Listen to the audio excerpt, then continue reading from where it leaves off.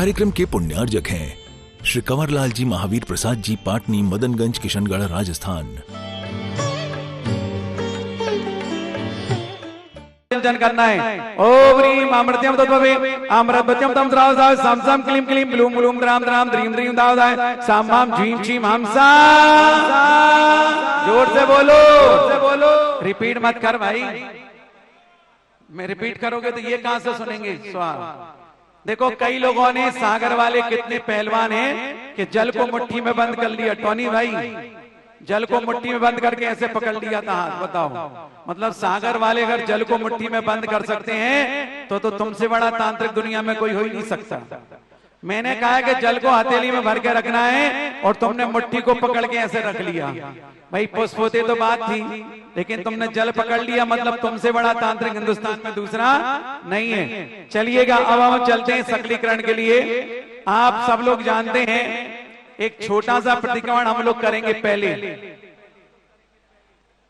दोनों हाथ जोड़िए और मेरे साथ बोलिए, बोलिए हे प्रभु, आगे से पीछे तक। हे प्रभु, हे जिनेन्द्र देव, हे देवादिदेव, अरियंत प्रभु, हे भीतरागी, सर्वहितोपदेशी अरियंत प्रभु, मैं पापों के प्रक्षालन के लिए, पापों से मुक्त होने के लिए, आत्मोत्थान के लिए, आत्म जागरण के लिए आपके चरणों में प्रतिक्रमण करने आया हूं। 9 बार नमो कर्मत अत्परमय दीपने हम श्री कल्पद्रो महामंडलदार सभे पूर्वाचरण सकल चरणतम भावपूजनतम समेतम श्री प्रतिक्रमणति कायु सर्गम कुर्वे हम 9 बार नमोकार मंत्र।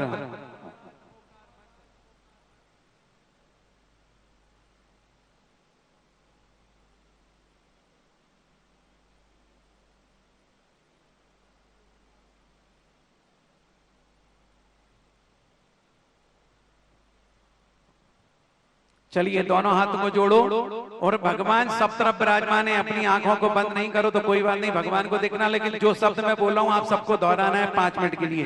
बोलो हे भगवान, मैं पापी हूं, दुरात्मा हूं, जड़ बुद्धि वाला हूं, मायावी हूं, लोभी हूं, राग द्वेष से मलिन चित्त वाला हूं।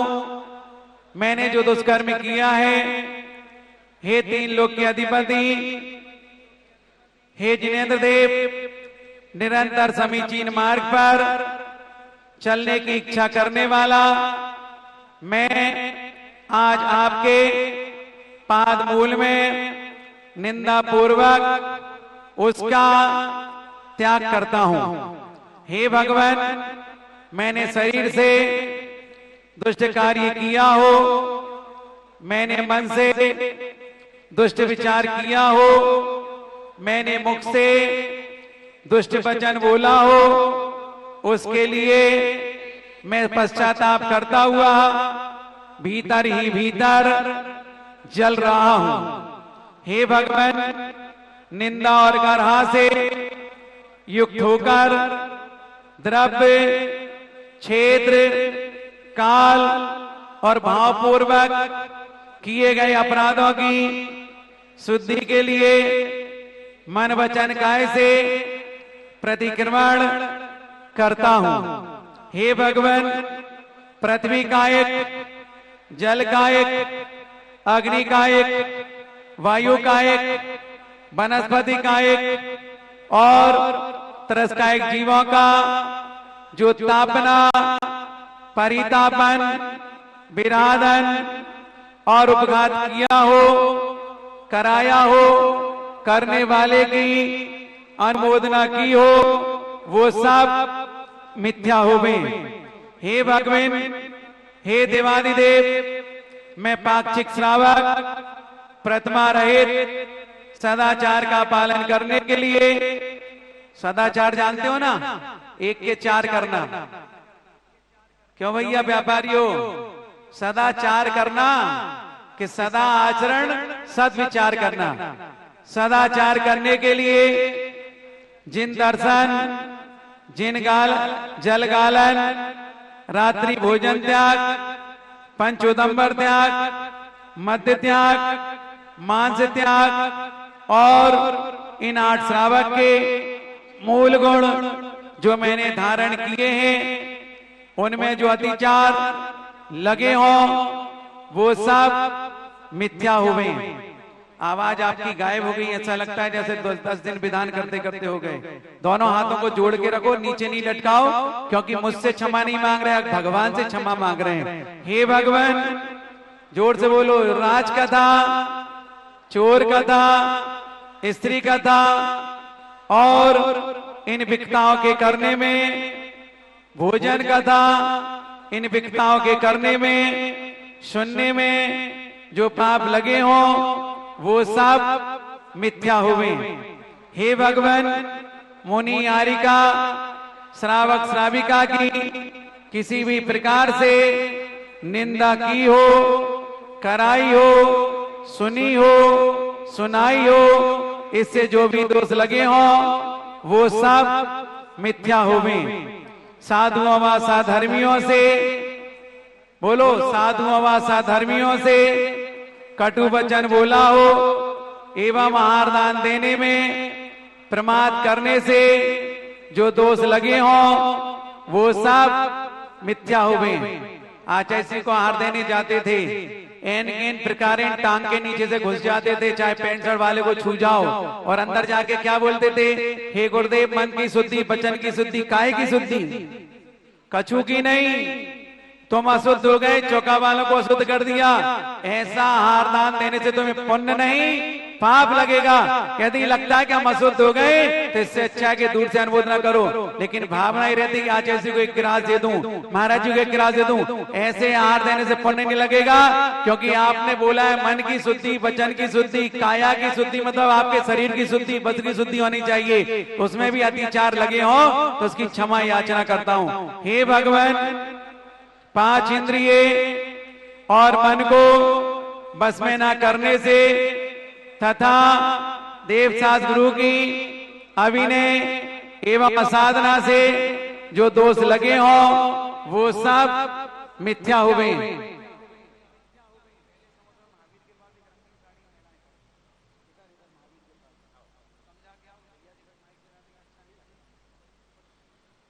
हे भगवान, हमारे चलने फिरने में, शरीर के हिलने हिलाने में, उठने बैठने में, क्योंकि आप उठते बैठते हो तो मार्जन करके नहीं बैठते हो, इसलिए हो सकता है किसी जीप पर उपसर कर रहे हो।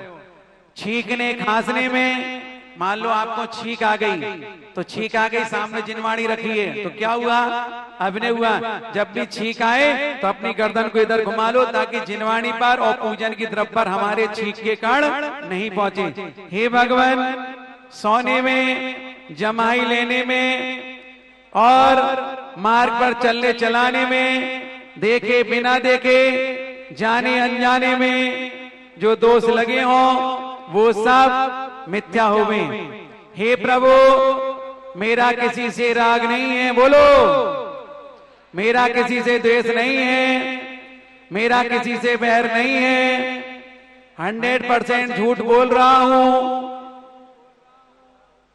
बोल रहे हो ना, जैसे कोर्ट में जाते हो ना, जो कुछ कहूंगा सच के सिवा कुछ नहीं कहूंगा, लेकिन बोलते क्या हो, जो वकील ने सेट किया है। मैंने कहा मेरा किसी से राग नहीं है, बताओ, अगर तुम्हारी इंद्राणी थोड़ी देर के लिए गुम जाए तो विकल्प होगा कि नहीं होगा, बच्चे का विकल्प होगा कि नहीं होगा, परिवार का विकल्प होगा कि नहीं होगा, तो ये राग है कि नहीं है, देरानी जिठानी सास बहू का झगड़ा हुआ, ये द्वेष है कि नहीं है, बैर विरोध की भावना है कि नहीं है। लेकिन हे भगवान, अब बोलो कि मैं आपके संवत्सर में आया हूं, आज के बाद मेरा किसी से राग, द्वेष और बैर विरोध नहीं होना चाहिए, और जिनका हुआ है आज जय जिनेन्द्र करके क्षमा याचना कर लेना, क्योंकि दुनिया में क्षमा वाणी हम मनाते हैं। मनाते हो कि नहीं मनाते हो?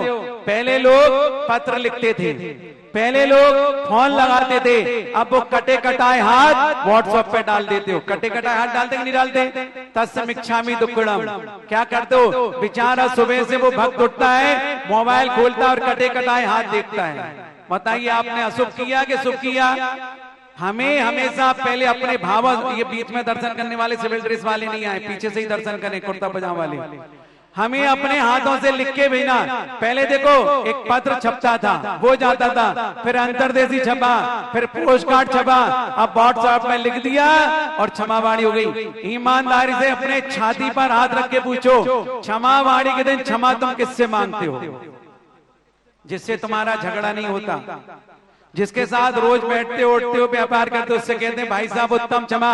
और जिससे झगड़ा हुआ है उसके तरफ से मुंह फेर लेते हो। ये तुम सब झूठ और मायाचारी करते हो। क्षमावाणी इस बार इसलिए आया है कि जिससे हमारा झगड़ा हुआ है विगत वर्ष में, उनसे हम क्षमा याचना करें, ये सबसे बड़ी क्षमा है। तो चलिएगा अब अपन बोलेंगे, भगवान जब तक मैं पूजा पाठ में बैठा हूं, जब तक यहाँ विधान में रहूंगा, तब तक मेरा किसी से कोई राग नहीं है और ना होना चाहिए। तो हे भगवान, क्रोध, मान, माया, लोभ नहीं है, अपितु उत्तम क्षमा है। हे भगवान, पीछे वालों की आवाज नहीं आ रही, बोलो हे भगवान, जब तक मोक्ष की प्राप्ति ना हो। कितने लोगों को मोक्ष जाना, हाथ ऊपर करके बताओ। सारी लोग मोक्ष में चले जाओगे, फिर चौका कौन लगाएगा? तो बोलो हे भगवान, जब तक मुझे मोक्ष की प्राप्ति ना हो, तब तक भव भव में मुझे शास्त्रों के पठन पाठन का अभ्यास, जिनेन्द्र भगवान की पूजा, निरंतर श्रेष्ठ पुरुषों की संगति, सच्चरित पुरुषों के गुणों की चर्चा, दूसरों के दोष कहने में मौन। अगर व्यक्ति ये नियम ले ले कि मैं दूसरे के दोषों की चर्चा नहीं करूंगा, तो आधा झगड़ा तो वैसे ही खत्म हो गया।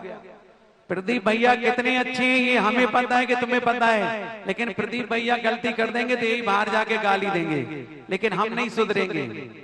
हमने क्या कहा, ये जो देखो आज सिस्टम क्या बना है, रेलिंग के पास पुरुष पुरुष पुरुष, फिर बीच में महिलाएं कॉमन, फिर ये मेरी लाइन के सामने पुरुष पुरुष पुरुष, फिर इधर महिलाएं और इधर समोसण वाली, ऐसे ही उधर। ये प्रतिदिन का क्रम बना के हमें चलना है, ताकि इंद्र जब इंद्र के कोटे से आए तो किसी से स्पर्धित नहीं हो। अच्छा ये बताओ, महिलाएं महिलाओं से भिड़ेंगी तो अच्छा है कि बुरा है? पर पुरुष पर महिलाओं से भिड़ेगा तो अच्छा है कि बुरा है? नहीं नहीं, आनंद आता है। पराई नारियों को स्पर्श करना, उनके बारे में सोचना, उनके बारे में विचार करना भी हमारे स्वदार संतोष में, व्रत में दोष लगाता है। इसलिए हमें ये मान के चलना है कि हम संभल के चलें, और कोई भी मुकुट माला पहन करके नहीं आएगा। एक दादाजी आए थे हमारे पास, उन्हें हमने अभिषेक करने नहीं जाने दिया। क्यों नहीं जाने? ये छोटे छोटे बच्चों को मंच पर नहीं बिठा लो जी, सीधे बाहर लेके जाओ, जल्दी ले जाओ। हंगीच पहना के मंच पर नहीं बिठाना, पूरे में भगवान बैठे हैं, इस बात का ध्यान रखो। मैंने कल भी कहा था, फिर कह रहा हूं, छोटे बच्चों को गोदी में बिठा के पंडाल में नहीं रखना। बच्चों को ज्ञान नहीं है, क्योंकि उनके पास जो आपने डायपर हंगीच क्या बोलते हो वो पहना के रखते हो, उसमें मलमूत्र भरा रहता है। पहले के जमाने में हम जब जन्मे थे और आप जब जन्मे थे, तब क्या चलती थी पता है? एक तिकोनी लंगोट। लंगोट क्यों चलती थी? कि मलमूत्र का मम्मी पापा को पता चल जाए। अब आ गए रेडीमेड कपड़े, उनमें मलमूत्र 3 घंटे भी भरा रहे तो किसी को मम्मी पापा को विकल्प नहीं है। लेकिन विचार करो, ये पांडाल पूरा प्रतिष्ठित है, ये पूरा जिनालय है, जिन भवन है, मंदिर है। क्या ऐसे बच्चों को पंडाल में ज्यादा देर रोकना चाहिए? आप तैयार करके ले आओ, फटाफट दर्शन करो और बाहर कुर्सी लगा के बैठ जाओ। बाहर पंडाल के बाहर बैठोगे, द्वार के बाहर बैठोगे तो बच्चे को भी दोष नहीं लगेगा और जो उनको लेके बैठे उनको भी दोष नहीं लगेगा। अन्यथा ऐसे कर्मों का बंद होगा कि जीवन में कभी तुम निरोगी नहीं बनोगे, क्योंकि बच्चों को ज्ञान नहीं है, लेकिन उनके माँ बाप को ज्ञान था, है और रहता है कि वो क्यों पहनाए। तो चलिएगा आगे। हे भगवान, दूसरों के दोष कहने में मौन। अगर हम किसी की अच्छाइयां नहीं देख सकते कोई बात नहीं, लेकिन किसी की बुराइयों की चर्चा ना करो। हम किसी के बारे में गुणानुवाद नहीं कर सकते, कोई बात नहीं, बुराई मत करो। अगर किसी की कमी नजर आती है तो उसी व्यक्ति को जाकर के कहो, भाई साहब आपने ऐसा बोला, वो गलत बोला है, आप संशोधन करो। चाहे मैं हूं, चाहे कोई विद्वान हो, चाहे साधु हो, चाहे त्यागी वृत्ति हो, गलत अगर है तो स्वीकार करेगा। अन्यथा सामने वाले ने जो कहा है उसका तुम अर्थ समझ नहीं पाए पाए, तुम विपरीत अर्थ में चले गए तो समाधान करना। लेकिन अगर हम किसी की प्रशंसा में ताली नहीं बजा सकते तो अपमान करने की कोशिश नहीं करना। यही सबसे बड़ा पुण्य का काम है। तो हे भगवान, सभी प्राणियों के प्रति हित मित प्रिय और हितकारी वचन एवं आत्म कल्याण की भावना भानी चाहिए। हे भगवान, आवाज कहां गई? पहले के जमाने में रिकॉर्ड प्लेयर होता था, वो चाबी भरते थे और सीडी जैसी एक प्लेट होती थी, और चाबी भरी तो भजन निकलता था, भोंपू लगा रहता था एक, और जैसे ही चाबी कम हुई तो आवाज कम हो जाती है। वही दशा हमारी सागर वालों की है कि पहले जोर से बोले और फिर बाद में चाबी कमजोर हो गई। अरे जितना बोलोगे वचन बल उतना मिलेगा, और जो गूंगा बन के खड़ा होगा तो अगले जन्म में आप गूंगा ही पैदा होगी। वचन बल मिला है, काय बल मिला है, उसका उपयोग करिए। बोलो, हे भगवान, मुझे जब तक मोक्ष की प्राप्ति ना हो तब तक आपके चरण मेरे हृदय में और मेरा हृदय आपके चरणों में लीन रहे। हे भगवान, मेरे दुखों का नाश हो, मेरे कर्मों का नाश हो, मुझे रत्न की प्राप्ति हो, मेरा सुगति गमन हो, मेरा समाधि मरण हो, और श्री जिनेन्द्र भगवान के गुणों की प्राप्ति हो। ऐसी मेरी, ऐसी हम सब की मंगल भावना है। आज पौराणिक बंदे पूर्वाचार्य चरता बाबू जानतम समेतम श्री पंचवार वक्ति कायु सरगम कुर्वे हम 9 बार नमोकार मंत्र।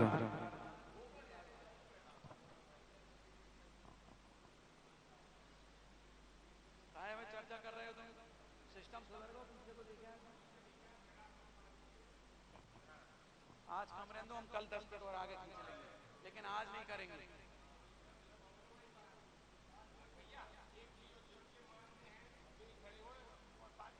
जिन जिन के मारले हैं उन मारले वालों के पास दूसरे लोग खड़े नहीं होंगे, इस बात का ध्यान रखिएगा। आज हमें ये पता नहीं था कि तुम लोग कितने आओगे, क्योंकि आपका कोई भरोसा नहीं।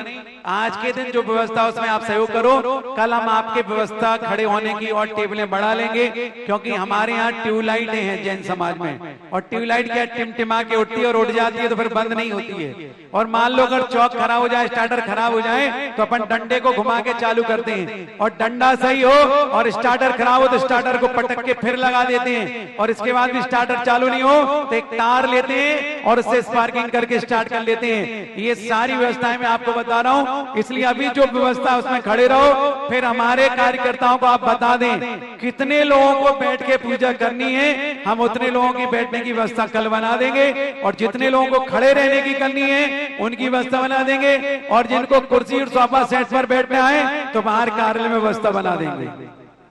चलिएगा, अब आप बताइए परमेष्ठी कितने होते हैं? 5। पक्की बात है। पहले परमेष्ठी का नाम क्या है? आर्यंत परमेष्ठी। दूसरे परमेष्ठी सिद्ध परमेष्ठी।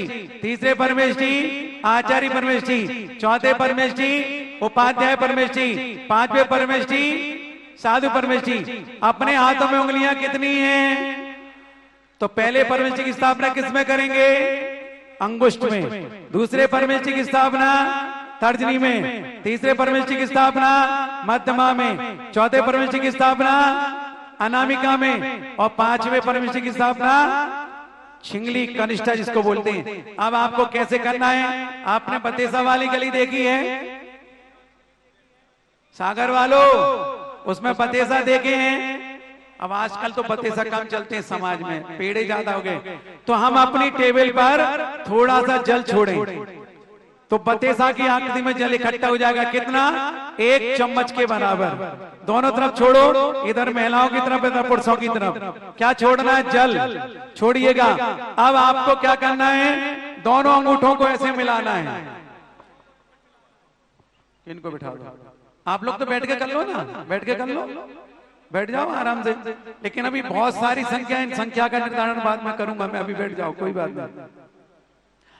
ये दोनों, आपने कभी रजिस्ट्रार के बाद रजिस्ट्री करने गए हो तो स्टाम्प पे लगाते ना, ऐसे ही दोनों अंगूठों को स्टाम्प समझ लो, वो जल रखा है, और उस पर दबा करके जैसे ही मंत्र बोलूंगा ये अंगूठे दोनों माथों के पास आएंगे और क्या बोलोगे? नमोस्तु भगवान। बोलो ओम राम नमो राम राम अंगुष्ठाभ्याम नमः।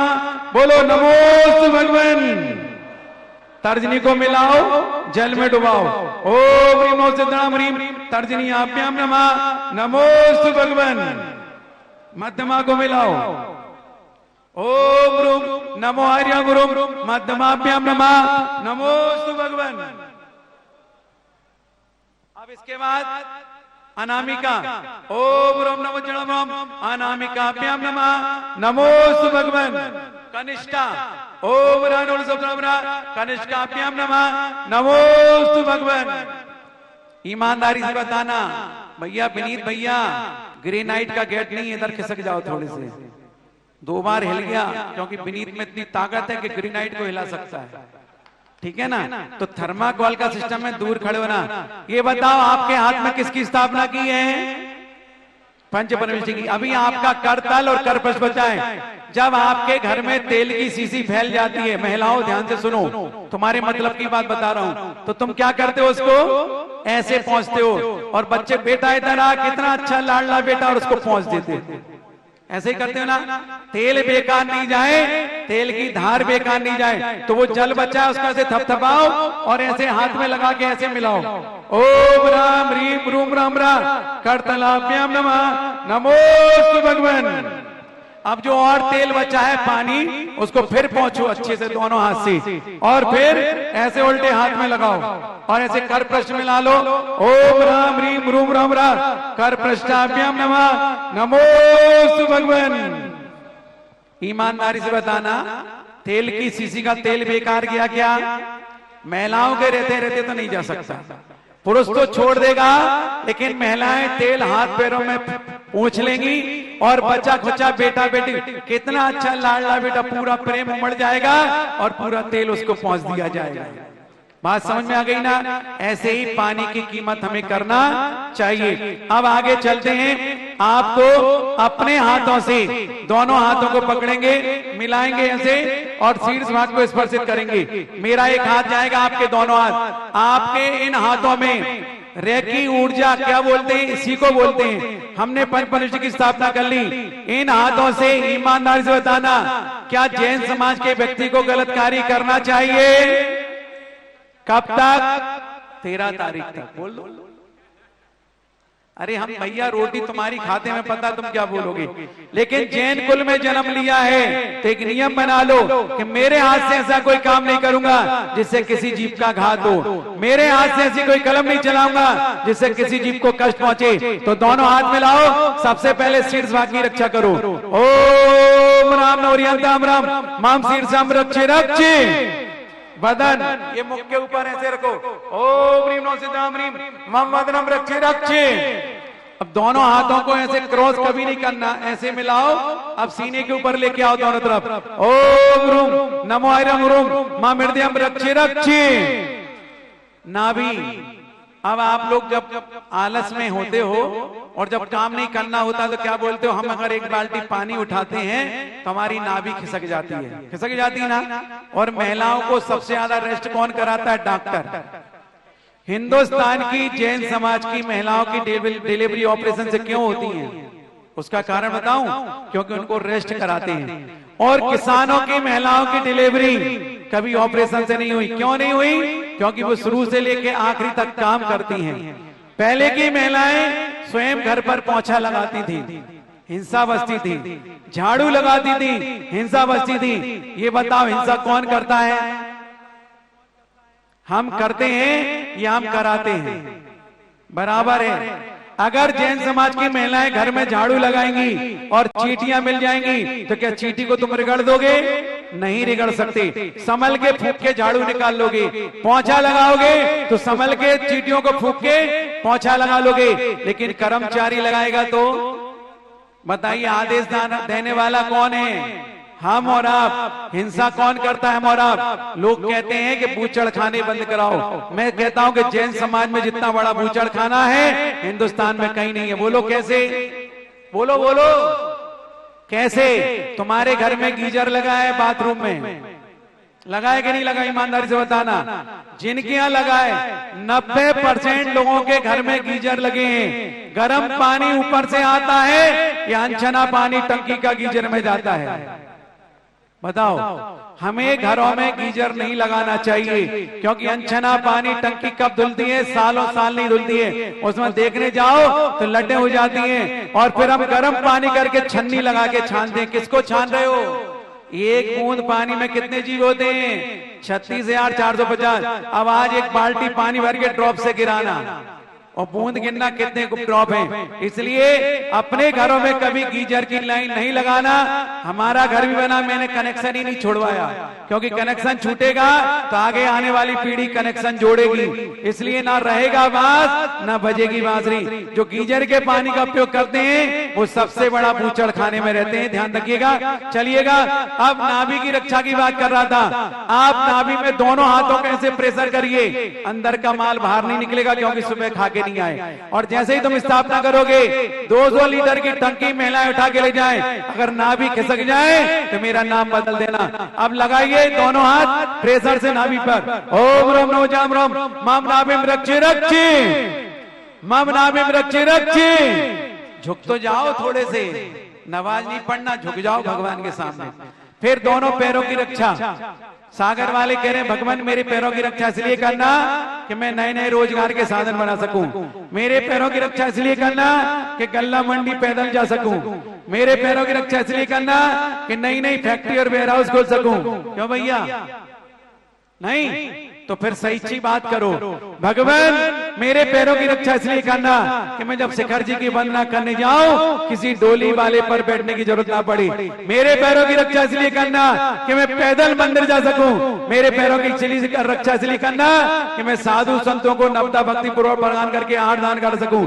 मेरे पैरों की रक्षा इसलिए करना कि मैं साधु संतों के साथ विहार कर सकूं। मेरे पैरों की रक्षा इसलिए करना कि साधु संतों के साथ विहार करके तीर्थों की वंदना करके सारे तीर्थों की वंदना कर सकूं। इसलिए अगर तुम रक्षा करोगे तो पैरों की रक्षा होगी, संसार की व्यवस्था अपने आप बनती चली जाएगी। और संसार की अपेक्षा से पैरों की रक्षा करोगे तो फिर तुम्हारा संसार तो छूटेगा छूटेगा, धर्म भी छूट जाएगा।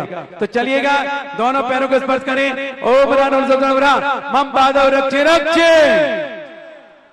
अब इसके बाद आपको अपने हाथों में जल लेना है, हाथों को धोना है। ओम ह्रीम असुजर सुजर हस्त प्रक्षालनम करोमीति स्वाहा। अब इसके बाद आपको थोड़े से पुष्प लेना है, अपने शरीर के ऊपर क्षेपण करना है। ओम राम नमो रियंताम राम माम रक्षे रक्षे।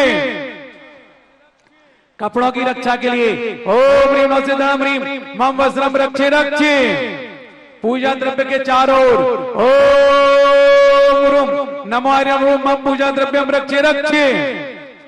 अपने स्थल चारों ओर ओम रम नमो जाम रोम मम स्थलम रक्षे रक्षे। सारे जगत की रक्षा के लिए ओम राम सर्व जगत रक्षे रक्षे।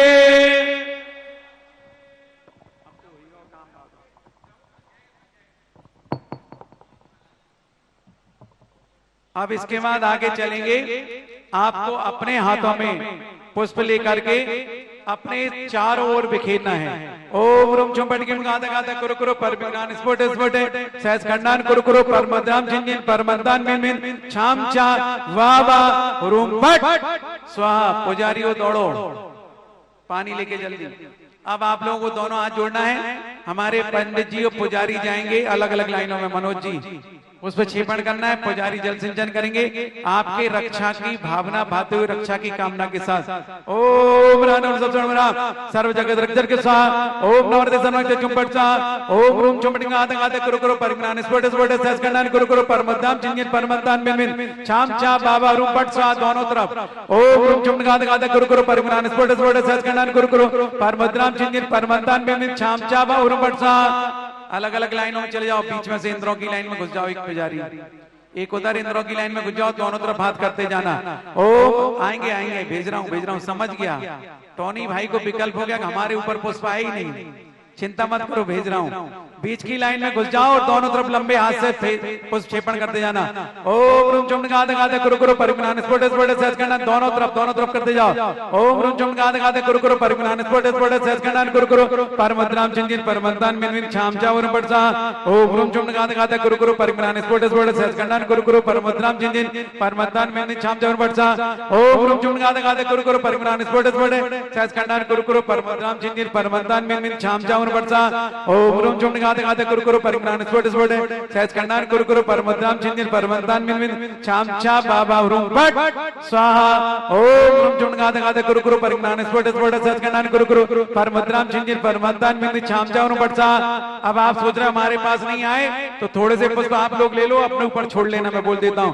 ओम रूम चुम गाते गाते कुरु कुरु परिगुणान स्फोट स्फोट सहज करना, कुरु कुरु परमद्राम चिंजिन परमंतान मिनविन छाम चा बाबा रूम पट। जोर से बोलो वाह वाह, बिना कहे तो स्वाहा भी नहीं बोलते हमारे भक्त लोग। अब आपको मैंने जो तिलकरण कराया था, बहुत सारे लोग सुबह नहीं आए थे, मैं फिर समझा देता हूं आपको तिलक की विधि।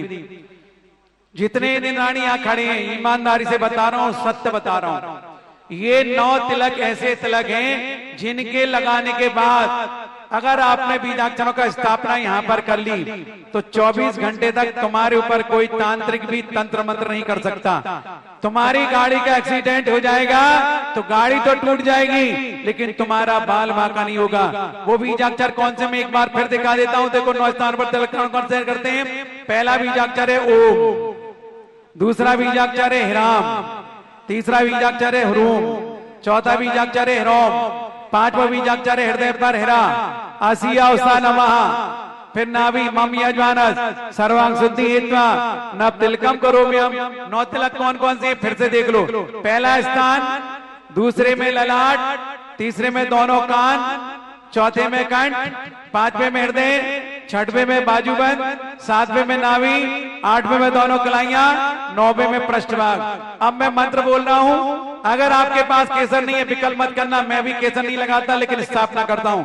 यहां लगाइए हाथ और मेरे साथ मंत्र बोलना, आप लोग दोहराना, बोलो ओम हिराम हिरीम हुरूम हिरोम हिरा आसियावसा नमः। नाभि पर मम यजमानस्य सर्वांग शुद्धि हेत्वा नव तिलकम करोम्यम पीठिका पर। ये 9 तिलक आपको करना चाहिए, मंत्र सबको याद हो जाना चाहिए, क्योंकि वैसे तो सागर में धर्मनगरी है और यहाँ के लोग बहुत अच्छे से पूजा पाठ करते हैं।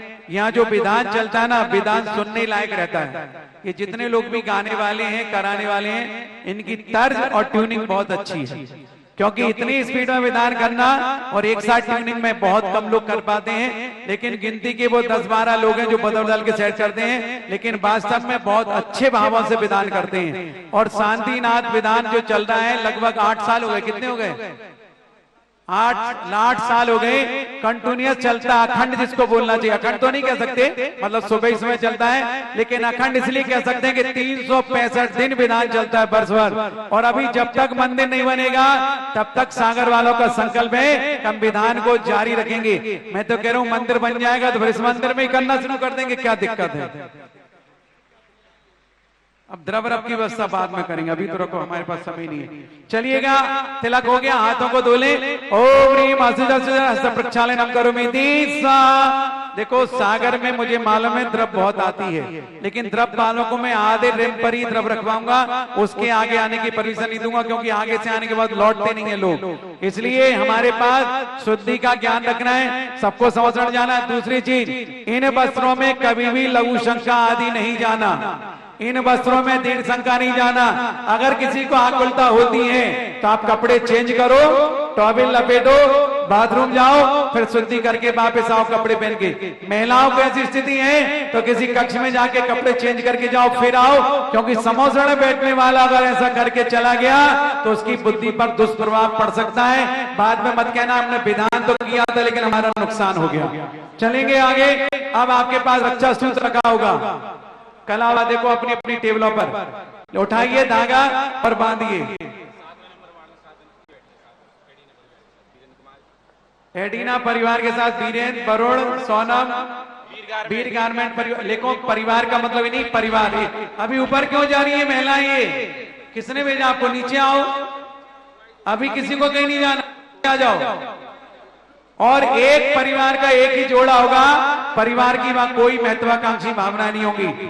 खुद का समोसन है तो 3 जोड़े हैं और 3 परिवार है तो ऊपर नहीं जाना, सबको नीचे ही रहना। अभी अब आपको कलावा उठाना है, कलावा लेकर के आपको अपने हाथों में दाहिने हाथ में बांधना है। मैं मंत्र बोल रहा हूं, ओम जुम गाद गाद कुरु कुरु परविनान स्फोट स्फोट सहज खंडा, महिलाएं हो चाहे पुरुष। कलावा कहाँ है इनका? टेबल वालों का। भैया पुजारीगण ध्यान दें थोड़ा सा, सभी टेबलों हो पे सकता है समोसण के ऊपर रखा हो, समल को उठा लो। और पुजारीगण एक और ध्यान दें, पीछे 7 नंबर 6 नंबर पे थालियां नहीं पहुंची हैं, थालियां पहुंचाएं। नहीं, थालियां रखी होंगी, लोगों ने उठा ली होंगी। हाँ वही किया है कि सामान इंद्रों ने उठा ली होंगी वहां से। समल के धागा उठा लाओ, बाकी अभी कोई बैठना नहीं, वहां पर ध्यान रखना।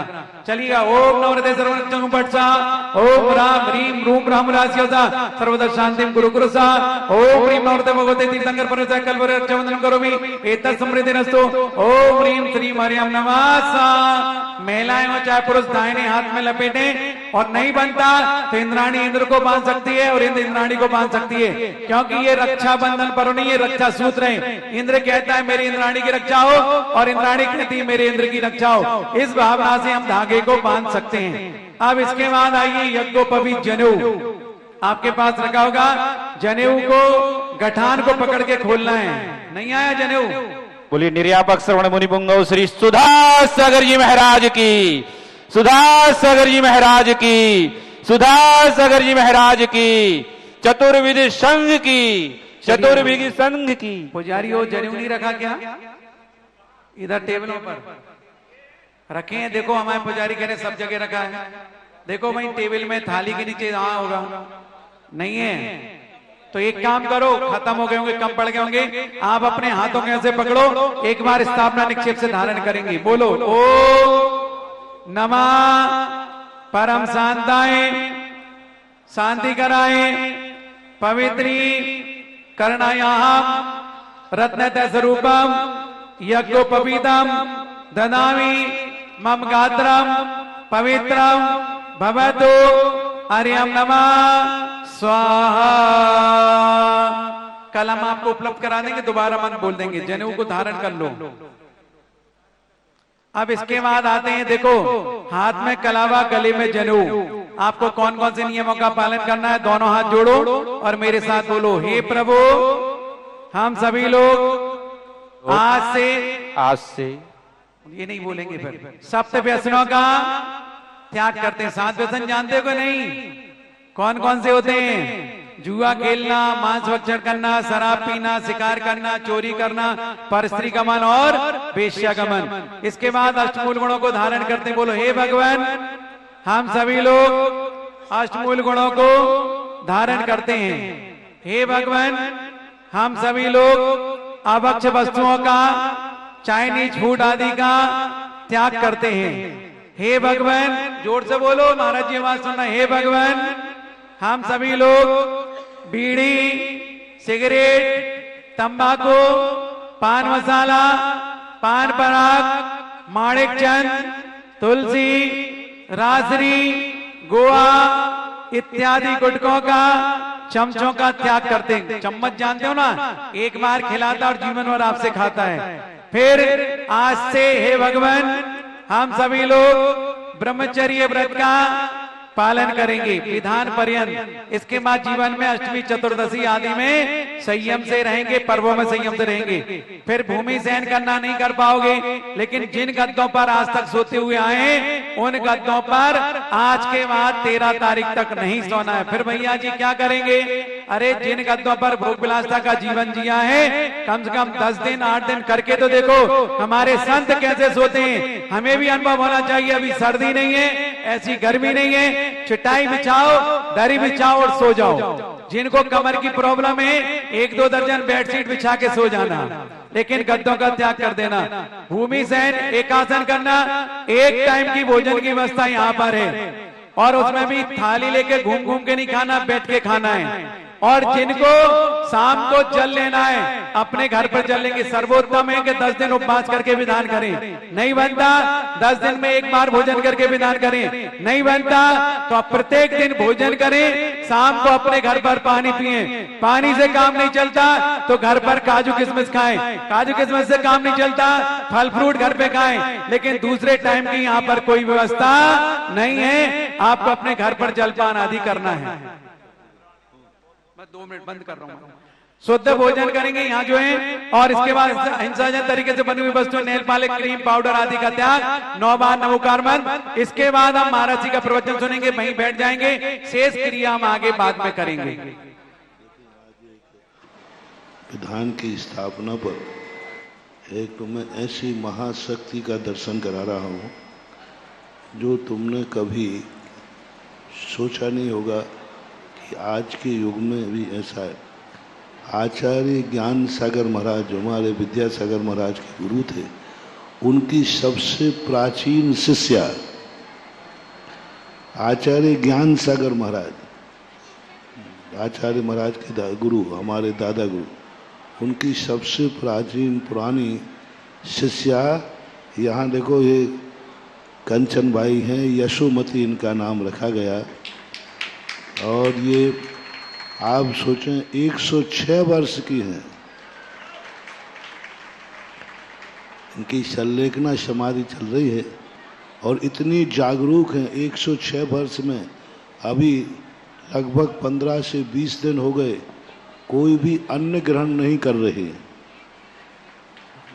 अन्न का त्याग कर दिया। 20 से 25 दिन, 1 महीना 3 दिन हो गए, अन्न का कुछ भी ग्रहण नहीं किया। और इनकी चेतना देखो, आप लोगों को भी इतनी बड़ी चेतना नहीं है अभी जितनी इनकी चेतना। में प्रतिदिन जाता हूँ थोड़ी देर के लिए, और ऐसे महान आत्माओं का दर्शन करना सम्मेश शिखर जी से भी ज़्यादा महत्वपूर्ण होता है। आचार्य महाराज समांति सागर महाराज कहते थे कि समाधिस्थ व्यक्ति का संयोग मिलना बहुत बड़ी चीज़ है। और सौभाग्य देखो, आज इसी तुम्हारे सबसे पहले आश्रम की स्थापना हुई थी यहाँ पर सागर में, उसकी मूल संस्थापक थी। और भाग्य देखो, सागर में ही जन्म लेने वाली आपकी आरिका जो सागर में ही जन्म हुआ, ऐसे उपशांतमती पूरा संघ 10 वर्ष से सेवा कर रहा है। बहुत बड़ा, ऐसी आत्माओं की सेवा करना मिलना, शुभचंद आचार्य ने ज्ञानार्णव में बहुत बड़ी महिमा गाई। और ऐसे की सेवा 10 वर्ष हो गए सेवा करते हुए। अब इस समय संलेखना में 10 प्रतिमाएँ इन्होंने हैं, यशोमती इनका नाम रखा है। और ये सागर को बहुत बड़ा सौभाग्य, मैं तो कहता हूँ कि अभी तक तो अपन सोच रहे थे कि ये चतुर्मास पता नहीं क्यों हुआ यहाँ, कैसे हुआ यहाँ। अपन ये कह सकते हैं कि ऐसे महापुरुषों के कारण से ये चतुर्मास हुआ, इनकी संलेखना का रूप बनना हो तो ये। और ऐसी सेवा पुण्यात्मा देखो, आरिका महा उपशांतमती आदि ये चारों आरिकाएँ 24 घंटे इनकी सेवा कर रहे हैं। माँ जी के भाग्य देखो, आरिकाओं के सानिध्य में अंतिम समय गुजारने को मिलना ये बहुत बड़ा भाग्य है। अपन सब इनको देख करके इनसे शिक्षा लें। हे भगवान, मृत्यु के समय हमारे भी ऐसे ही जागरूक परिणाम बने रहे। अभी भी ये हर चीज़ को जानती हैं, समझती हैं, कमजोरी के कारण ज़्यादा बोल नहीं पाते। आज समोषण का पहला दिन था, तो हमने कहा आज इनको दर्शन करा दें। हालांकि इनको अब दर्शन से कोई मतलब नहीं है, क्योंकि बहुत जल्दी ये विधेय क्षेत्र में जाके साक्षात समोषण की, लेकिन अपन कम से कम कह तो सकेंगे वहाँ जाकर कि ऐसे ही समोषण की रचना सागर में मैं देख के आया हूँ। तो कम से कम अपना समाचार विधेय क्षेत्र में पहुंचा देंगे। कि यहाँ तो साक्षात लगा, लेकिन वहाँ ऐसे 24 समूषण लगे हुए हैं, तो ये साक्षात मन के इसका दर्शन कर लें, देख लें, तो सीमंदर स्वामी को भी अपना समाचार पहुंच जाएगा। देखिए कंचन महाजी 106 साल की हैं। इनका जन्म अजमेर में हुआ है और शुरू से लेकर आज तक मैंने देखा है, हम जब बहुत छोटे छोटे थे, हम बिहार करते थे, माताजी गुरुमती माताजी 11 माताजी का संघ था। ये माताजी स्वयं हलवा तैयार करके देती थी और एक नहीं 2 डिब्बी देती थी। ये तो ये छोरा, ये माताजी को खिलाना और ये तू खाना। इतनी उदारता के साथ बना के देती थी और इतना घी डालती थी कि जिसका कोई तरो ताजा किसी से मांगना नहीं। और इतनी सारी आरिकाओं में पहला आरिका संघ है सागर वालों। ऐसे आरिका संघ पर सागर वाले गर्व करो। हमारे सागर में जन्म लेने वाली बिटिया को आरिका बनकर के ऐसी आरिका, ऐसी माता जी का, ऐसी माँ जी की सेवा करने का मौका मिला। और हम लोग जितने भी हैं, मैं आचार्य श्री के सब इनके सामने ही बने हैं। आचार्य विद्यासागर महाराज इनके सामने ब्रह्मचारी रहे हैं और ब्रह्मचारी बनकर के उनको भोजन आहार आदि कराती थी, क्योंकि ये तो ज्ञान सागर महाराज की संग की हैं। ज्ञान सागर महाराज से इन्होंने व्रत लिया। ज्ञान सागर महाराज ही इनके सही गुरु हैं, अपने बड़े ज्ञान साहब के। और विद्यासागर महाराज तो इनके सामने ब्रह्मचारी रहे, ब्रह्मचारी अवस्था में इनको। और तो जब आचार्य श्री हमारे इनके ब्रह्मचारी थे, इनकी गोदी में खेले हैं मानो जैसा, तो पर हमारा जितना संघ 350 का है, उन सबकी ये माजी रही है। हाँ, हम लोग तो जब संघ में आए तब तो बहुत छोटे छोटे थे, तो यानी हाँ। और तो और आचार्य ज्ञान सागर महाराज को भी ब्रह्मचारी अवस्था में देखा है। जब ब्रह्मचारी अवस्था में वो वीर सागर महाराज के संग में, शिव सागर महाराज के संग में थे तब, क्योंकि उस समय बहुत पुराने लोग हैं। 106 वर्ष की उम्र पाना इस कलयुग में बहुत बड़ी दीर्घ आयु को पाया। सब लोग अनुमोदना करें कि इनकी बहुत अच्छी संलेखना हो, समाधि हो। और सबसे बड़ी मैं भावना भाऊंगा, इन आरिका संघों के लिए मैं बहुत बहुत जो चारों आरिकाओं को आशीर्वाद देता हूँ कि इनको ये जो सौभाग्य मिला है, यह सौभाग्य इनका सफल हो और एक दिन ये भी ऐसी ही दीर्घ आयु पाकर और समाधि को प्राप्त करके, और सब लोग स्त्री पर्याय को छोड़कर और पुरुष पर्याय में आकर के मुनि बने। मैं तो प्रतिदिन इनको देखता हूँ और इन्होंने इतने शादियों की सेवा की। अब अगली पर्याय में ये स्त्री पर्याय में नहीं रहेगी, अब तो ये पुरुष बनकर मुनि बनकर के विदेह क्षेत्र में विचरण करेंगे। भले स्वर्ग बीच में जाना पड़े चले जाएंगे, लेकिन अंत यह है बहुत अच्छा, सब लोग अनुमोदना करें। चलिएगा, बहुत अच्छी बात है, कम से कम अनुमोदना करें।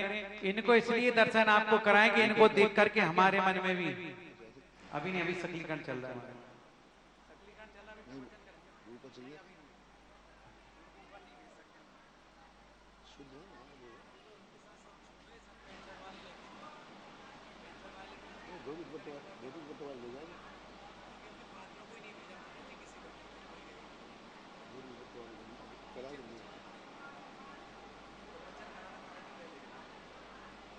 आइएगा, हम परम पूज्य महाराज जी के चरणों में चल रहे हैं। पहले महाराज जी की मंगल देशना का लाभ ले लें, फिर बाद में जो हमारा क्रम चल रहा है सकलीकरण आदि का, पाद शुद्धि का, वो क्रम चालू रहेगा और इसके बाद पूजन का क्रम प्रारंभ होगा। इस बात का ध्यान रखेंगे। साथ ही हमें यहाँ पर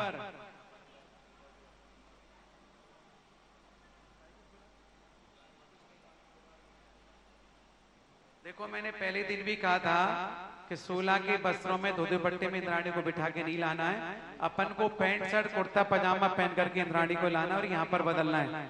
जिन लोगों ने ऐसा किया है उनसे चर्चा बाद में करूंगा। मैं परम पूज्य महाराज जी के चरणों में आप सबकी ओर से बारंबार नमो नमोस्तुते करते हुए प्रार्थना करता हूं कि महाराज जी अभी हमारा सकलीकरण पाद शुद्धि की क्रिया चल रही है, आपका ऐसा आशीर्वाद मिले कि हम लोग इस अनुष्ठान को आपके आशीर्वाद से सानंद संपन्न कर सके, ऐसी पालकी भावना के साथ नमोस्तु नमोस्तु नमोस्तु। भगवान दिखाना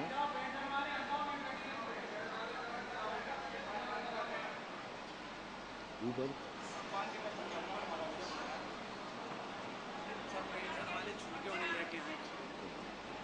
दो दिन बटे वाले पर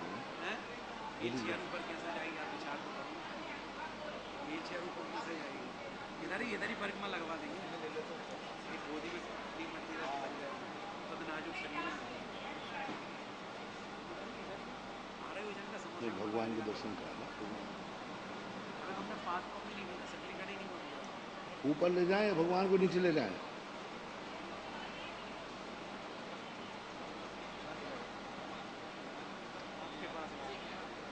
नहीं, भगवान के दर्शन ऊपर ले जाएंगे, भगवान दर्शन करेगा।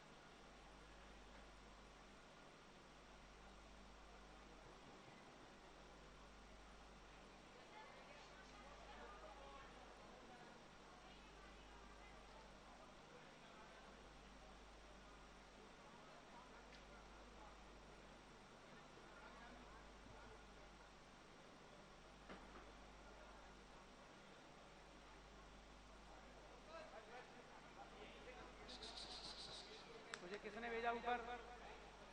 नीचे आ। नीचे भेजो।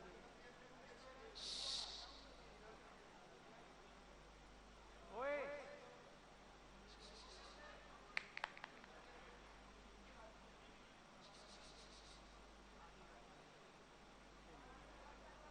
कैमरा वाला चला क्यों गया ऊपर?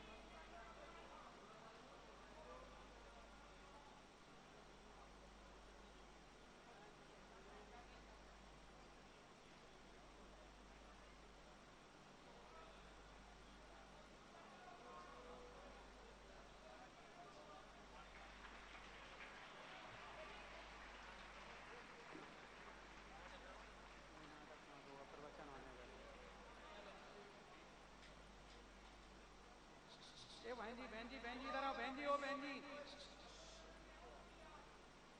लिप बाम पहुंच के आओ। पहले तो पीछे जाओ, लिप बाम पहुंच के बाहर जाओ। ये लिपस्टिक वाले सब बाहर चले जाओ फटाफट। लिपस्टिक वाले सब बाहर हो जाओ, सब बाहर हो जाओ। बाहर फटाफट बाहर हो जाओ। डांट खाओगे माइक से, बाहर हो जाओ, फटाफट बाहर हो जाओ।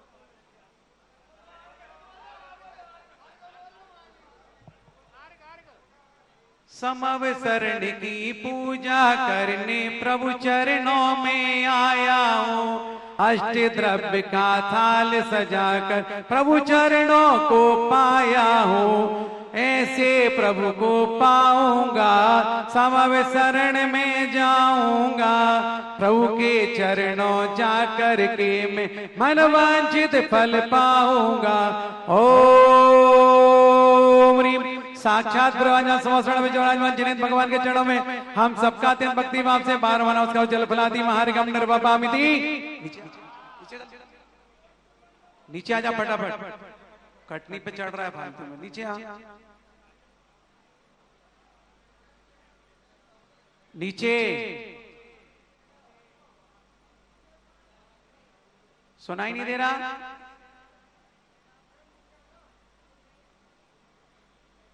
नीचे से बनाओ जिसको बनाना है।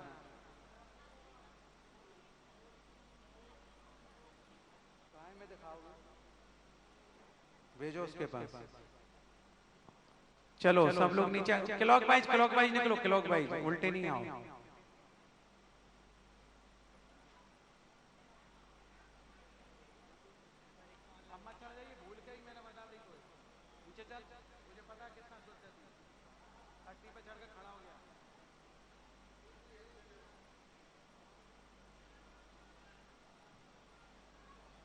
चलिएगा, सब लोग बैठ जाएंगे शांति से।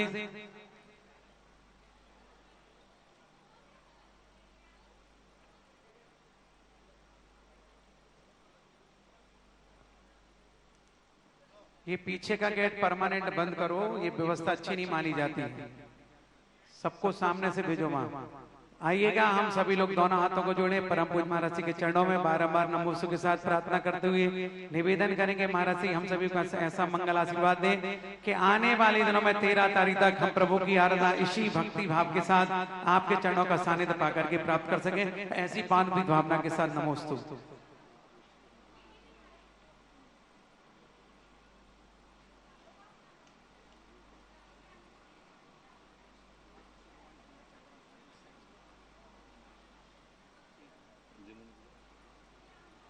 जिनेंद्र भैया,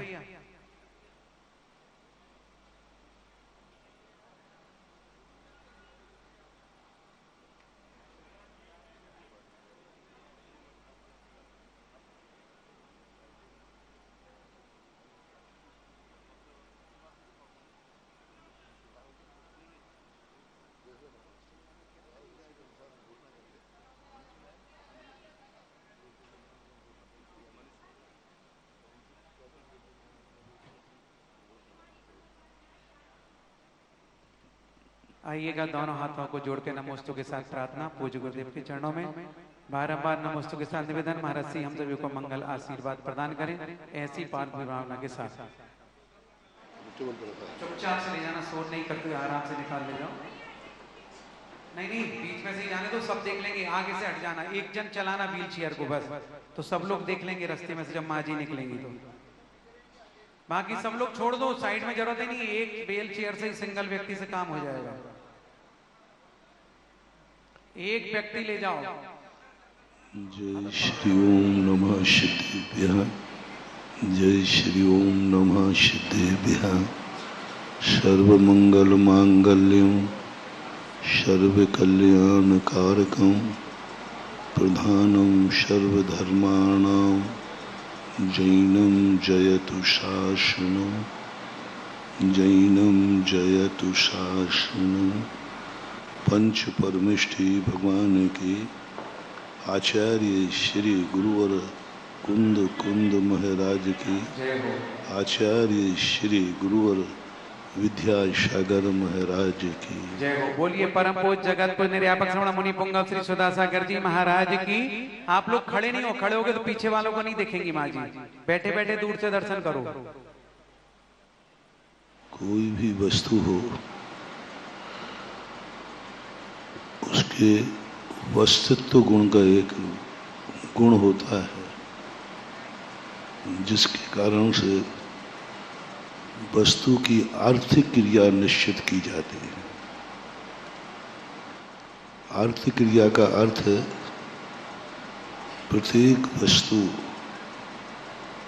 अपना कोई ना कोई आर्थिक क्रिया लेके उत्पन्न होती है, निष्प्रयोजन नहीं, मूल कार्य होता है। उत्तर कार्य तो गौण होते हैं। ऐसा कोई भी द्रव्य नहीं है जिसकी कोई आर्थिक क्रिया ना हो। यानी संसार में जो कुछ भी है वह सब प्रयोजनभूत है। द्रव्य ही नहीं, प्रत्येक गुण की भी अर्थ क्रिया होती है। गुण की ही नहीं, प्रत्येक द्रव्य पर्याय की अर्थ क्रिया होती है। जैसे आंख की मुख्य अर्थ क्रिया क्या है? देखना। कान की मुख्य अर्थ क्रिया क्या है? सुनना। रसना की अर्थ क्रिया क्या है? चखना। नासिका की अर्थ क्रिया क्या है? सूंघना। ज्ञान की अर्थ क्रिया क्या है? जानना। जीव की अर्थ क्रिया क्या है? जानना, देखना। पुद्गल की अर्थ क्रिया क्या है? पूरन, गलन। धर्म द्रव्य की अर्थ क्रिया क्या है? चलने में सहायक। अधर्म द्रव्य की अर्थ क्रिया क्या है? रोकने वाले को सहायक। काल द्रव्य की अर्थ क्रिया क्या है? वर्तना। आकाश द्रव्य की मुख्य अर्थ क्रिया क्या है? अवगाहना। सभी द्रव्य में अवगाहना है, अवगाहनत होता है, लेकिन आकाश द्रव्य की मुख्य अर्थ क्रिया, मुख्य क्रिया का अर्थ ये किस लिए है दुनिया में। तो इस सब व्यवस्था के अनुसार हम देखते हैं कि ये संसार भी एक पिंड है। इसकी अर्थ क्रिया क्या है? इसकी अर्थ क्रिया है पाप रूप। पापियों को शरण देना, पापियों को बढ़ावा देना, कसाई की खेती करना, मिथ्यात्व की खेती करना, जितनी दुनिया की गंदगियां हैं उन गंदे लोगों को शरण देना, ये संसार की अर्थ क्रिया है। संसार की अर्थ क्रिया, संसार का स्वभाव। इसलिए जगत के स्वभाव को देख के वैराग्य क्यों होता है? यदि इसकी अर्थ क्रिया अच्छी होती तो संसार को देखकर अच्छे लोगों को संसार में रहने का भाव आता, संसार से आकर्षित होते। लेकिन जितने अच्छे लोग हैं वे संसार को देखकर विरक्त हो जाते हैं, संसार को देखकर वैराग्य भाव को प्राप्त हो जाते हैं। कोई भी व्यक्ति आज तक संसार को अच्छा नहीं कहता, कोई भी संसार में रहना नहीं चाहता। अच्छे लोगों से किसी वस्तु का निर्णय ये अच्छी है या बुरी है। एक हमारे यहाँ जनपद शब्द आता है, आत्मानुशासन, उज्ज्वल गुण भद्राचार्य महाराज। जनपद शब्द का अर्थ होता है कि वहां के जो सज्जन पुरुष हैं उस वस्तु के संबंध में क्या निर्णय करते हैं। जैसे अपन कोई नए प्रदेश में गए, वहां कोई अनजानी वस्तु मिली, हमने कभी देखी नहीं थी। अब ये वस्तु खाने योग्य है या नहीं हम तो जानते नहीं, अनजान है। पर उन्होंने कहा कि वहां के जो सज्जन लोग हैं, वृद्धि लोग हैं, धर्मात्मा लोग हैं, उनसे पूछो कि आप लोग इस वस्तु को भक्ष मानते हैं या अभक्ष। तो वहां के वृद्धि लोग यदि कहें कि नहीं हमारे देश में ये भक्ष है, हम सब लोग लेते हैं, तो मुनिराज को उस समय वो वस्तु ले लेंगे, क्योंकि गवाह कौन मिल गया? वृद्धि। इसे जनपद शब्द बोलते, क्योंकि हर चीज में कोई ना कोई नई चीज नहीं होती है देश में। तो वहां के सज्जन लोगों का परिचय कराना ही जनपद शब्द कहलाता। इसी प्रकार संसार में जो अच्छे लोग हैं उनसे पूछो ये संसार कैसे है। मुझे तो एक भी अच्छा व्यक्ति नहीं मिला जिसने संसार को अच्छा कहा हो। सर्वज्ञ भगवान ने भी अच्छा नहीं कहा। इस संसार में कुछ अच्छा है ही नहीं। या संसार विषय सुख होता, तीर्थंकर क्यों त्यागे, काहे घोष विषादन करते, संयम सो अनुरागे। स्पष्ट बता रहा है, सबसे अच्छे तीर्थंकर होते हैं, उनके जीवन में तो कोई दुख भी नहीं है, फिर भी क्यों संसार छोड़ा? क्योंकि वे समझ गए संसार अच्छे लोगों के लिए नहीं बनाया गया। यहां अच्छे लोगों की कोई व्यवस्था नहीं है, अच्छे लोगों के लिए कोई व्यवस्था नहीं, कोई चिंता नहीं, कोई भी सुनने वाला नहीं तुम्हारे। यदि तुम गंदे लोग हो, पापी लोग हो, कसाई हो, तो यहां आपकी अच्छी व्यवस्था है, बहुत अच्छी व्यवस्था है। कल परसों हमने व्यवस्था को डिटेल में समझाया था। 3 लोक में एक स्थान नहीं दिया अच्छे लोगों को। एक इंच पर स्थान नहीं दिया। ये संसार दुर्योधनों जैसों का राज्य है, यहां पांडवों को कोई स्थान नहीं है। दुर्योधन ने क्या कह दिया मधुसूदन से कि इनको 5 गांव दे दो, हम उसमें इनको समझा देंगे। तो दुर्योधन क्या कहता है, 5 गांव की बात कर रहे हैं, मैं तो सुई के नोक के बराबर नहीं दूंगा। ये संसार के राज्य भी यही कर रहा है। अरे भाई, अच्छे लोगों को कोई एकाध स्थान, एकाध प्लाट, एकाध क्षेत्र दे दो।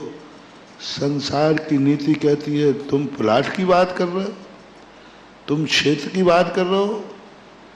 मैं अच्छे लोगों को एक सुई की नोक के बराबर भी स्थान नहीं देंगे, सुई की नोक के बराबर स्थान नहीं देंगे। सारा 3 लोग ठसाठस पापियों से भरा है, ठसाठस। द्रव्य संग्रहकार ब्रह्मदेव सूर्य, ये 5 स्थावरों से उन्होंने लिखा, 5 स्थावरों से ये पूरा 3 लोग ठसाठस भरा है। एक सुई की नोक के बराबर भी स्थान खाली नहीं है पापियों से, 3 लोग के, एक भी नहीं। एक सुई की नोक के बराबर भी अच्छे लोगों को स्थान नहीं।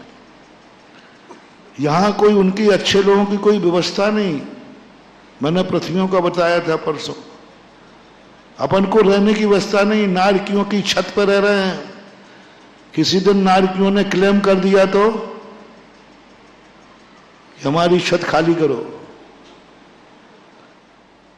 तो तुम मनुष्यों को कहीं ठाइया नहीं है, कहीं ठाइया नहीं। ये जमीन तो, ये तो नारकियों की छत है। रत्न प्रभा नाम की पृथ्वी है। रत्न प्रभा की और रत्न प्रभा किसमें आती है? नरकों की पृथ्वियों में आता है। रत्न प्रभा सरकरा भालुका आदि आते ना, तो ये रत्न प्रभा नरकों की पृथ्वी, अपन को छत मिली है, वो भी अपन 2 नंबर में रह रहे हैं। उनको जिस दिन का कानूनन प्रक्रिया आ जाएगी, तुम्हें छत से नीचे गिराएंगे, तुम गिरोगे कहाँ? ऊपर स्वर्ग है, नीचे नरक है, जाओगे कहाँ बेटा? कोई स्थान, कोई काल नहीं दिया है ऐसा, कोई काल नहीं है जिस काल में अपन कभी चलो ये काल तो है, इस काल में तो कोई संसार में पाप नहीं करेगा। इतने बज के इतने मिनट इतने सेकंड पर जिनको जो पुण्य करना है करो, कोई पाप नहीं करेगा। नहीं, पापियों के लिए 24 घंटे ऐसे समय हैं जहां पाप ही पाप होता है। 24 घंटे छठवां काल आएगा, नरक से जीव निकलेंगे और नरक से ही जीव नरक से ही आएंगे जी, पाप ही आएंगे, वो पाप करेंगे और पाप का फल नरक में जाके, नरक से निकलेंगे नरक ही जाएंगे। 21,000 वर्ष। और धर्मात्मा को धर्म करने के लिए 6 कालों में एक भी काल नहीं है जिसमें मां धर्मात्मा ही धर्मात्मा हो। कोई असंयम नहीं होगा, संयम ही संयम होगा। संयम का कोई काल नहीं कि इस काल में सारे लोग संयमी होंगे, असंयमी कोई नहीं होगा। सारे लोग मिथ्यात से रहित होंगे, सब सम्यक दृष्टि होंगे। ऐसा कोई मध्यलोक में कोई स्थान नहीं। सर्वार्थ सिद्धि में थोड़ा बहुत सम्यक दिया तो वहां दूसरा पाप स्थापित कर दिया, असंयम। यानी धर्मात्मा और धर्म को कहीं स्वतंत्र स्थान नहीं दिया। सम्यक का स्थान 1-2 स्थान दिए थे, पंचनोत्तर, अनुदिश, लोकांतिक। लो, उन्होंने एक ऐसा संसार ने कहा तुम्हें मैं साता से नहीं रहने दूंगा, उनके साथ असंयम पाप रख दिया। जहां सम्यक को स्थान मिला वहां असंयम ने साम्राज्य जमा लिया। असंयम रूपी पाप उनके जीवन से कभी छूट नहीं सकता। कोई भाव नहीं दिया जिस भाव में कोई पाप नहीं कर सके। कोई कसाय नहीं कर सके। हर भाव पाप के लिए है, हर भाव में पाप करो, कोई ना कोई पाप होता रहता है, लेकिन कोई भाव ऐसा नहीं जिसमें कोई पाप ही नहीं करना पड़े। और परसों हमने कहा था गजब तो जब है, ये तो परकृत है, ये तो संसारकृत है, ये तो परद्रव्य की माया है। संसार अवस्था में अपना परिणाम तो अपना सगा है ना, वो तो अपना है। 10वें गुणस्थान तक ऐसा कोई परिणाम नहीं है जिस परिणाम में पाप का बंध ना होता हो। आत्मा रूह कांप जाती है, रूह कांप जाती है। जो हमारे हाथ में है वो भी पापी है। हमारे हाथ में अपने परिणाम हैं, लेकिन हम ऐसा कोई परिणाम नहीं कर सकते जिस परिणाम में पाप का बंध ना होता हो। होगा ही होगा। पूजा कर लो, पाठ कर लो, मुनि बन जाओ, कोई भी माला फेरो, जाप करो, सामाय करो, कुछ भी करो, कहीं ना कहीं से पाप हो गई। ये भाव ही ऐसे भाव है, कोई ना कोई पाप हो ही जाएगा। श्वास लेंगे असंख्यात जीव मरेंगे, चलेंगे असंख्यात जीव मरेंगे, खाएंगे असंख्यात जीव मरेंगे, पिएंगे असंख्यात जीव मरेंगे। हो ही नहीं सकता कि बिना पाप के व्यक्ति जी सके। एक भाव नहीं, एक परिणाम नहीं। 4 घातिया नाम का पाप कर्म तो 10वें गुणस्थान तक मुनिराज को, श्रेणी में चढ़े हुए मुनिराज को शायद सम्यक दृष्टि भी पाप कर्म बांध रहा है, यानी वो भी पाप कर रहा है। अब ऐसी स्थिति में क्या करें? इस संसार में अब क्या करें जो हमारे लिए है ही नहीं?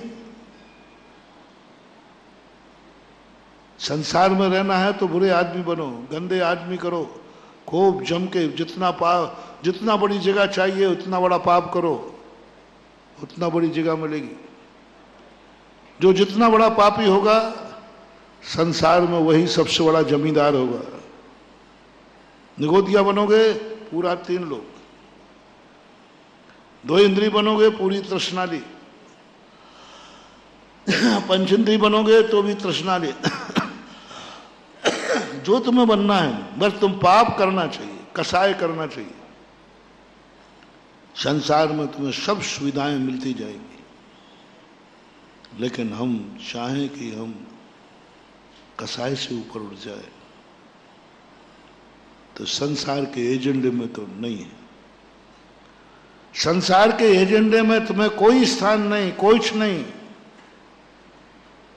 अब यहां से शुरू होता है ये जो चिंतन है, ये जो विचार है, ये है क्षयोक्षम लब्धि। संसार भावना कैसा है? संसार, द्रव्य संसार, भाव संसार, कर्म संसार, 9 कर्म संसार, पंच परावर्तन रूप है संसार। और पंच परावर्तन जब व्यक्ति को संसार में, जो मैंने अभी बताया, ऐसी अनुभूति हो जाए कि यहाँ कोई द्रव्य नहीं है शुद्ध, यहाँ कोई क्षेत्र नहीं है शुद्ध, यहाँ कोई काल नहीं है शुद्ध, यहाँ कोई भाव नहीं है शुद्ध, यहाँ कोई भाव नहीं है शुद्ध, ऐसी जो तीव्र अंदर से हूक उठती है, उसका नाम है क्षयोक्षम लब्धि। उस समय व्यक्ति कहता है क्या करूं? फिर अंदर से उसके परिणाम जागता है। तो क्या संसार में रहने के लिए हम गंदे हो जाएं? दोस्त बढ़ाना है तो गंदे हो जाएं? चोर चोर मौसेरे भाई,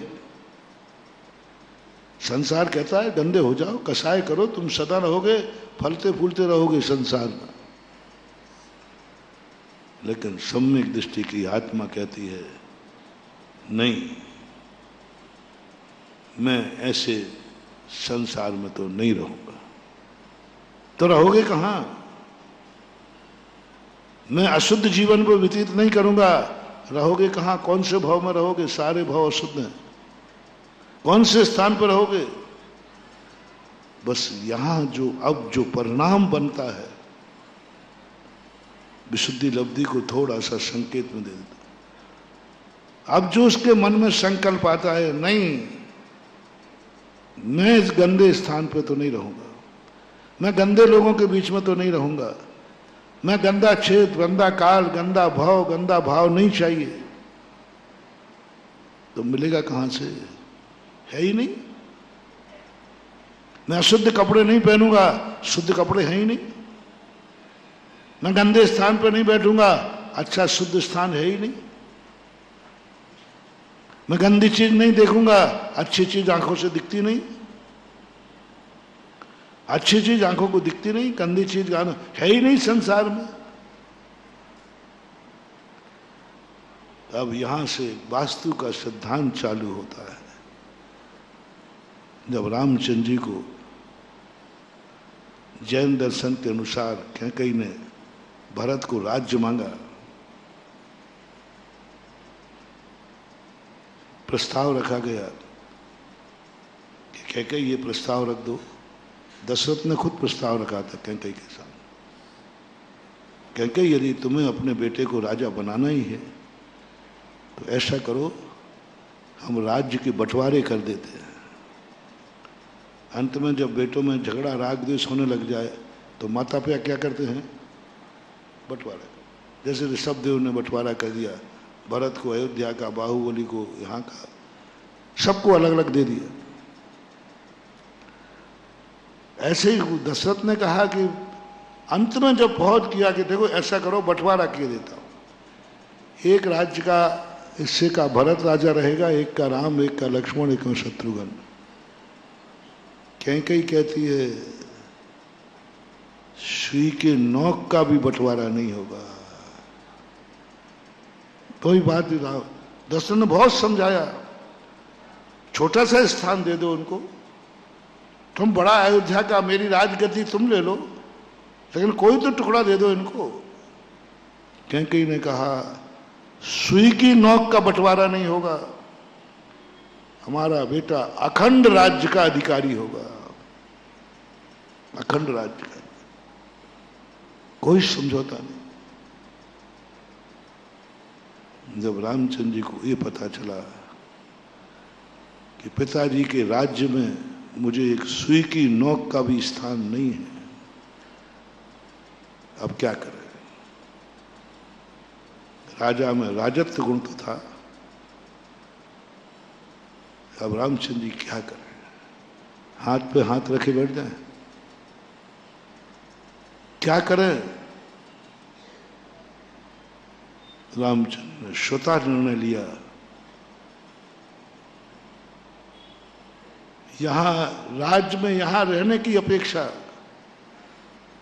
मैं अयोध्या का राज्य जहां है उस राज्य के बाहर जाकर अपने राज्य की स्थापना करूंगा। अयोध्या का राज्य है ना, पिताश्री का जो राज्य है वही राज्य में से मुझे सुई की नोक नहीं मिलेगी ना। अयोध्या का जहां राज्य है उसी सीमा में मुझे नहीं रहना है ना, उसी सीमा के हमारा सारा अधिकार छीना जा रहा है। तो रामचंद्र जी ने घोषणा की, माता कौशल्या को समझाते, बेटा कहां जाएगा? कैकेयी ने तो प्रस्ताव रखा है कि एक सुई की नोक के बराबर भी हम इस राज को खंडित नहीं होने देंगे। तब रामचंद्र जी कहते, मां विश्वास करो, मैं अयोग्य नहीं हूं, मैं अयोध्या की सीमा के बाहर जाकर एक नए राज्य की स्थापना करूंगा। कहां से स्थापना करेगा? वहां कोई दूसरा राजा होगा? जब तेरे बाप का राज्य तुझे नहीं मिल रहा है तो दूसरे का राज्य तो तुझे मिलने का सवाल ही नहीं। कौन देगा तुझे? जहां जाएगा वहां कोई ना कोई राजा बैठा है। तब रामचंद्र जी कहते हैं, मां आप भूल रही हो, आपको अपने दूध पर विश्वास नहीं है। अपने दूध पर विश्वास करो। अभी दुनिया में कोई ना कोई स्थान तो ऐसा है जो रामचंद्र जी के लिए खाली है। मिलेगा, कोई ना कोई स्थान मिलेगा। जैसे पांडवों को खांड प्रस्थ मिला, उन्होंने इंद्रप्रस्थ बना दिया। हम जहां जाएंगे वहां राज्य होगा। यदि मेरी किस्मत में रकील है, तुम्हारा बेटा राजा बनेगा। और निकल गए। अब संसार में कोई स्थान खाली नहीं है रामचंद्र जी के लिए, कोई स्थान खाली नहीं है। और रामचंद्र जी कहते हैं, मैं राजा बन के रहूंगा और मैं राजा बनूंगा, मां तुझे राजमाता बनाऊंगा। तो प्रसंग बहुत मार्मिक प्रसंग है पढ़ने लायक। मैं दक्षिण भारत में जाता हूं, वहां अयोध्या का राज्य नहीं था। अयोध्या का राज्य उस समय, उनके समय पर ज्यादा आगे नहीं था। ये जो कौशल देश है ना, कौशल देश, इधर गुजरात का भी छोटा सा भाग था, जो जहां से लव कुश मोक्ष पधारे ना, पावागढ़, हाँ, वो उसके पास का एरिया जो था, ये सब अयोध्या। उसके बाद जाकर के मैं राज्य की स्थापना करूंगा। अब कोई स्थान है नहीं खाली, फिर भी बुलंदी देखो, फिर भी विश्वास देखो, मिलेगा। जिसने जीवन दिया वो कफन भी देगा, जिसने पेट दिया वो रोटी भी देगा। जिसने ये विचार दिया है वो कहीं ना कहीं स्थान सुरक्षित रखे। अयोध्या से निष्कासित होना ही बता रहा है, मुझे कोई ना कोई स्थान याद कर रहा है। मैं सदा कहता हूं, जब भी कोई मन में विचार आता है, मैं कई बार यूं बोल देता हूं, तो महाराज आपने ऐसा कैसे बोल दिया, ये तो संभव नहीं है। मैंने कहा भाई मेरे मुंह से निकला है, नियम से संसार में कोई व्यक्ति जरूर पैदा हो गया है, अन्यथा निकलते ही नहीं। कोई जरूर है दुनिया में जो बुलवा रहा है, क्योंकि साधु बोल ही नहीं सकता। साधु के मुख से जो भी वचन मिलते हैं श्रोताओं के पुण्य से खिलते हैं, साधु के पुण्य से नहीं, साधु के पुण्य से नहीं, श्रोता के। भगी भागन बस जोगे बसाए, ध्वनि भय सुनी विभ्रम। भगी भागन बस, जब भी कोई बात निकलेगी कोई ना कोई पुण्यात्मा के कारण से निकलेगी और वो तद्रूप निकल जाएगी। कोई ना कोई पुण्यात्मा है, जरूर है, बिना इसके हो नहीं सकता। जब मेरे मन में अच्छा बनने का भाव आया है, जब मुझे अच्छे बनने के मन भाव आया है कि मैं अच्छा सोचूंगा, मैं अच्छा देखूंगा, मैं अच्छा सुनूंगा, मैं अच्छा बोलूंगा, मैं अच्छे स्थान पर बैठूंगा, मैं अच्छा खाऊंगा, जरूर दुनिया में कहीं ना कहीं अच्छा जरूर है।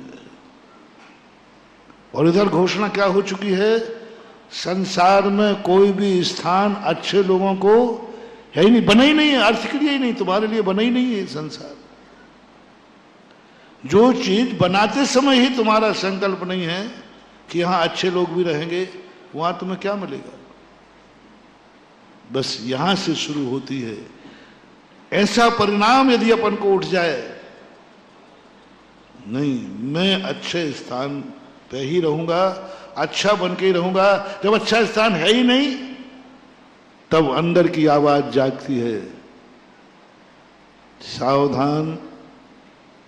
बहुत बड़ा मोटिवेशन। पहले नियम पक्के करो, संसार में कोई भी स्थान अच्छे लोगों के लिए, कोई भी भाव अच्छे लोगों के लिए, कोई भी कार्य अच्छे लोगों के लिए, कोई भी काल अच्छे लोगों के लिए नहीं। पूरा स्पष्ट पक्का है, घोषणा है, सुई की नोक के बराबर भी तुम्हें नहीं मिलेगा। अब अंदर से एक आवाज जागना है, आत्म राम से। श्री राम तो उदाहरण दे रहा हूं, अपना आत्मा ही राम है। यदि अंदर आवाज निकले, लोग कहें कहां जाओगे, कोई अच्छा स्थान है ही नहीं, अंदर से आवाज निकले, लेकिन मैं अच्छे स्थान पर ही रहूंगा, मैं अच्छा ही देखूंगा, मैं अच्छा ही सुनूंगा, मेरा संकल्प है। कहां से करोगे, है ही नहीं तो कहां से करोगे। फिर एक अंदर आवाज आती है, उपादान। आहा, क्या जागता है। कैसा होता है सम्यक दर्शन, कैसे होते हैं सम्यक दर्शन के परिणाम, कैसा होता है ये मोक्ष मार्ग। ये जो व्रत क्रिया वगैरह कर रहे हैं, ये तो कोई धर्म नहीं है, ये तो धर्म तक पहुंचाने के साधन है। धर्म तो महानुभाव वो अंदर चेतना का पावर है, अंदर से प्रकट होता है। ये तो बाड़ी है, ये सुरक्षा कवच है। ये जो कुछ भी अपन व्रत पाल रहे, ये पूजा पाठ कर रहे, सब सुरक्षा कवच है उस संपत्ति के, जो कल मैंने कहा था अनर्घ, जो अनमोल वस्तु हमारे अंदर है, उसके लिए ये सब बाड़ी है, सुरक्षा कवच है। आनंद नहीं है, ये तो उस आनंद की सुरक्षा करने वाले। आनंद क्या प्रकट होता है, लो अंतर्नाद मानवा समझना। कभी तुम्हें सम्यक दर्शन हुआ हो या है, तो ये अंदर का नाद आएगा, अंदर की आवाज आएगी, अंदर चेतना से आवाज आएगी। बाहर से क्या सुनने में आया, ये संसार में कोई भी स्थान अच्छा भाव काल नहीं है, और ये सर्वज्ञ का वचन है। संसार की अर्थ क्रिया है, प्रयोजन ही ऐसा है। उसके बाद अंदर से उठा, कोई बात नहीं। संसार में अच्छे के लिए कोई स्थान नहीं है, सुई की नोक के बराबर नहीं है। तो अंदर से एक आवाज आएगी, अंदर से एक आवाज आएगी, कोई बात नहीं। संसार ने अच्छे लोगों के लिए स्थान नहीं दिया, जहां मैं बैठ जाऊंगा उस स्थान को अच्छा होना पड़ेगा। ये अंदर की आवाज, जहां मेरा प्रवेश हो जाएगा उस वह राज्य मेरा होगा। कहां जाएगा तू? बोले मां, जिस तरफ आंख उठा लूंगा वही राज्य मेरा होगा, जिस तरफ उंगली उठा दूंगा वही भूमि मेरी होगी, जिस स्थान पर कदम रख दूंगा वही स्थान पवित्र होगा, जिस जगह झुकाऊंगा मस्तक वो पत्थर देवता हो जाएगा। शमंत्रभद्र महाराज का खोज, कोई सम्यक दृष्टि पत्थर नहीं, वहां सब मिथ्यात्व की स्थापना है, सब मिथ्यात्व का बात। राजा मिथ्यात्व, जिसको नमस्कार करना उसमें मिथ्यात्व की स्थापना। एक छोटा सा भी कोई सम्यक दर्शन का नाम लेने वाला नहीं, एक भी समीचीन वस्तु नहीं, सब मिथ्यात्व से भरी है। बोल, तू तो कह रहा था कि मैं सच्चे देव शायद गुरु के अलावा किसी को नमस्कार नहीं करता। नमस्कार नहीं करेगा तो गर्दन काट दी जाएगी, या तो गर्दन कटवा, या फिर तू सच्चे देव शायद गुरु को बुला। बोल यहां कहां? तो वहां तो एक छोटी सी चीज भी कोई मुनिराज नहीं, वहां तो सम्यक दृष्टि श्रावक भी नहीं, जिनवाणी मां का सवाल ही नहीं। पूरा राजमहल किससे भरा था? तब इस कार्यक्रम के पुण्यार्जक थे श्री कंवरलाल जी महावीर प्रसाद जी, पाटनी, मदनगंज, किशनगढ़, राजस्थान।